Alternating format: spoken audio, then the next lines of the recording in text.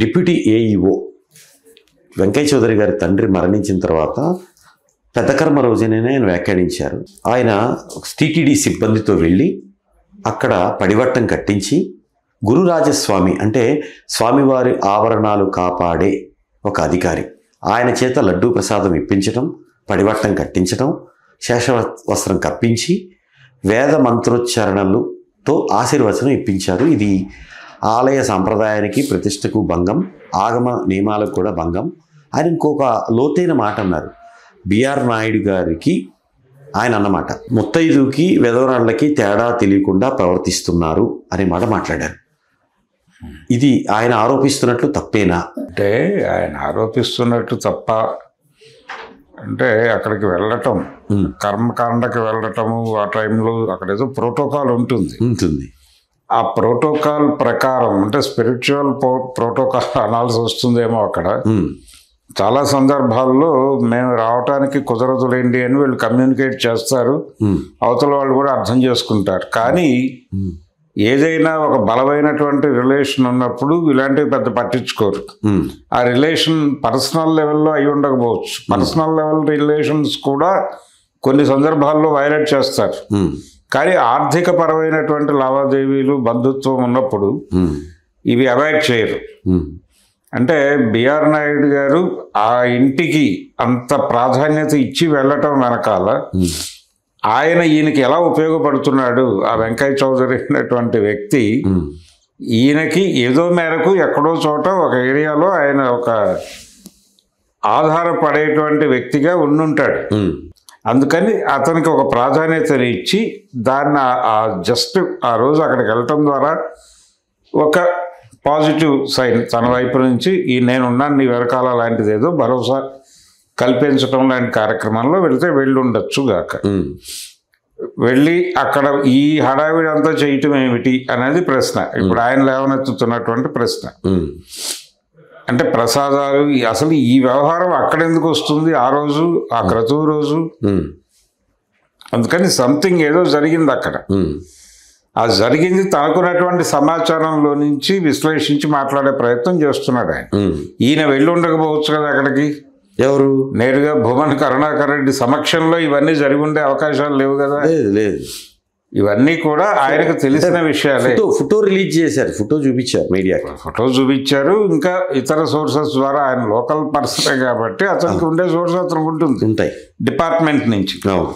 అంటే బలమైన సమాచారం దగ్గర పెట్టుకునే మాట్లాడాడు ఆయన ఆ విషయానికి సంబంధించినంత వరకు. అది చాలా క్లియర్గా పట్టించుకోవాలి మనం కూడా. అందుకని తనకు తెలిసిన విషయాన్ని ఆయన ప్రపంచం దృష్టికి తీసుకొచ్చి మాట్లాడించే ప్రయత్నం చేశాడు. జనరల్గా ఇవన్నీ అలాగే ఉంటాయి. అంటే ఎవరు చేసేది వారు గొప్పగా అనుకుంటారు. నేను చాలా పద్ధతిగా చేస్తున్నాను అని చెప్పి ఆయన అనుకుంటాడు. దేవాదాయ శాఖ మంత్రి గారు కూడా అనుకోవచ్చు. ఎవరైనా ఏదైనా అనుకోవచ్చు. అనుకోవటానికి బోల్డ్ అవకాశాలు ఉన్నాయి. కానీ అక్కడ జరుగుతున్నటువంటి క్రతువు రోజువారీ వ్యవహారాలు చూసేటువంటి భక్తులకో మరొకరికో తెలుస్తుంది. అంతే తప్ప దేవాదాయ శాఖ మంత్రికి రోజువారీ అక్కడ ఏం జరుగుతుందో తెలియదు. మినిట్ టు మినిట్ అప్డేట్స్ ఏమి ఉండవు దీనిలో. ఇక్కడ గాయపడిపోతున్న వాళ్ళ గొడవ ఆయనకి విచిత్రంగా అనిపించవచ్చు. ఎందుకు అలా కొడుకు చేస్తారు వీళ్ళు అనవసరంగా రోజువారీ అన్న పద్ధతిలో మాట్లాడచ్చు కూడా. గ్రౌండ్ రియాలిటీ తెలియకుండా మాట్లాడేటువంటి మాటలు. ఇంకో మాట అన్నారు, ఇక్కడ వీళ్ళు చేసిన ప్రక్రియ ప్రోటోకాల్ ఏదైతుందో పడివట్టం కట్టడం, శేషవస్త్రం ఇవ్వటం, లడ్డు ఇవ్వటం, వేదాశీర్వచనం చేయటం పవిత్రమైన ఆలయంలోని రంగనాయకుల మండపంలో దర్శన అనంతరం కొంతమంది సమక్షంలో జరుగుతుంది. అది అలాంటి దాన్ని వ్యక్తి చనిపోయిన తర్వాత ఆ ప్రదేశంలో జరగటం, అదేనండి అక్కడికి తీసుకెళ్ళి ఇవన్నీ చేయటం కరెక్టా అనేది ఒక గొడవ. ఇంకో మాట కూడా అన్నారు కాదు, ఇంకో మాట కూడా అన్నారు. ఇప్పుడు కొద్దిగా బాగా డబ్బు సంపాదించి పేరున్న వాళ్ళు ఫోన్ చేసి ఇట్లా మా నాన్నగారు చనిపోయారు, మా అమ్మగారు చనిపోయారంటే వెళ్ళవచ్చా అంటే వెళ్ళవచ్చా అనేది మాత్రమే కాదులేండి. అక్కడ అనేక ప్రశ్నలు లేవనెత్తాడు ఆయన ఆ నేపథ్యంలో. అంటే అసలు ఇలాంటివి అక్కడ చేయొచ్చా చేయకూడదా అనే దానికి సంబంధించి మీరు ఎవరినైనా సంప్రదించారా? మీరు అతన్ని సత్కరించదలుచుకున్నారా ఆన్ బిహాఫ్ ఆఫ్ టీటీడీ? టీటీడీతో ఉన్నాడు కాబట్టి టీటీడీ పరంగా మీరు ఏదన్నా ఆయనకి సత్కారం చేయదలుచుకున్నారు, అది కాదు కదా వేదిక. అవును, అంత గౌరవాన్ని ఎందుకు ప్రదర్శించదలుచుకున్నారు మీరు ఇవన్నీ పట్టుకెళ్ళి అక్కడికి? అవును, ఈ హడావిడి అంతా చేయటం. అవును, అంటే అతను మీకు ఏ లెవెల్లో ఉపయోగపడుతున్నాడు, అతనికి మీ పట్ల మీకు అతని పట్ల ఉన్నటువంటి గౌరవ అభిమానాలు వాటి స్థాయిని చెప్తోంది. అవును, అంటే ఆ స్థాయి ఊరికే రాదు, అవును, ఏదో ఒక ప్రయోజనం అతని నుంచి ఆ రేంజ్లో పొందటం వలన ఆ కన్సిడరేషన్ వచ్చింది ఆయనకి. ముందు దాని మీద తవ్వకాలు జరపాలి.